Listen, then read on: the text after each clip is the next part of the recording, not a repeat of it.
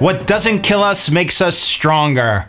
How many times have we heard that famous quote from the philosopher Nietzsche, only to roll our eyes and scoff at it? However, a closer look might have you thinking differently. Suppose you had a snapshot of your child's entire life from birth, with the opportunity to eliminate all the pain and suffering, disappointment and loss. What parent would resist the urge to eliminate all the obstacles that stand in the way of their child's happiness and success? However, what if doing that made things worse? See, if Nietzsche was correct, then eliminating the difficulties and challenging events in a person's life could leave them weak, underdeveloped, and ill-prepared to take on life's challenges. Bottom line is we need adversity. We need setbacks, even trauma in our lives to reach the highest level of strength, happiness, and personal development. How crazy is that? Crazy, but true.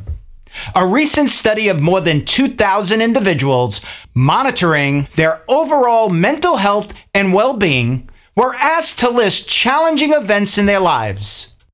Setbacks, failure, divorce, financial heartache, and even the loss of a loved one. The surprising results? Those who participated reported they had healed in time, they experienced considerable growth, and learned valuable life lessons that made them even tougher and more prepared to face the inevitable challenges that come our way in life. Charles Swindoll's quote that life is 10% of what happens to us and 90% of how we react to it is true. I would add that it's not only how we react to it, it's also how open and receptive we are to the life lessons we learn from it. Those life lessons are like steps in a staircase. They say that if the mountain was smooth, it would be impossible to climb. Now understand, I'm not saying that all adversity and loss has a perfect silver lining.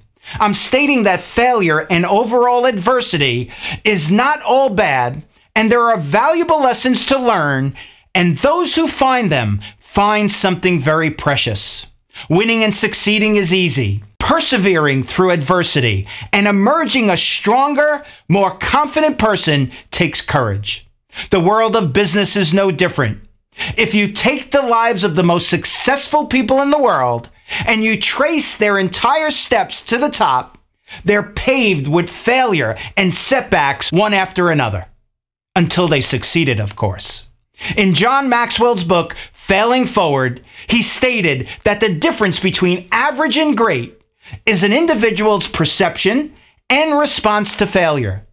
Does he go down and stay down, or does he get up and fight back? Remember, failure is a single event. It's part of the process, part of the journey. Besides, it's only failure if you quit. Here are 3 quick, compelling reasons to embrace adversity. Number 1, adversity builds resilience, the ability to bounce back and to rise to the occasion, to endure and persevere. How often have we admired and respected someone who has endured a tragedy in their life, only to think there is no way on earth I could get through a tragedy like that.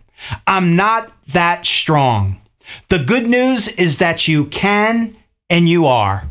Number 2, adversity enhances and defines all the relationships in our lives, for better and for worse. While it helps us to identify our fair-weathered friends, it also, more importantly, strengthens the relationship with those who sincerely love and care about us.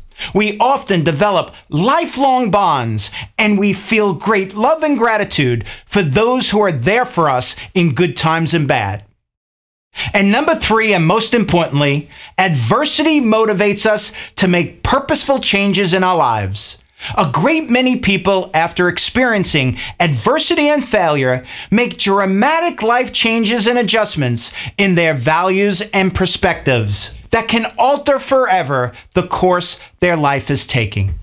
In the movie Courageous, a father's questionable relationship with his 2 children turns from tragedy to triumph when he loses his daughter.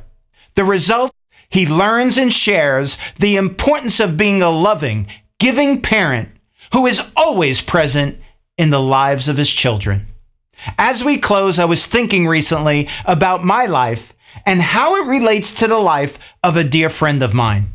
I often think his life moves along at a very steady clip with few ups and downs, while my life is like a jagged line of high peaks and deep valleys. The epiphany I had was that our lives were similar to the lines on a heart monitor. His life is represented with a flat line, while mine demonstrates a person full of life. Remember, a road that has no obstacles often leads nowhere. Be open to the lessons of adversity. The sooner you embrace them, the sooner the healing and growing begin.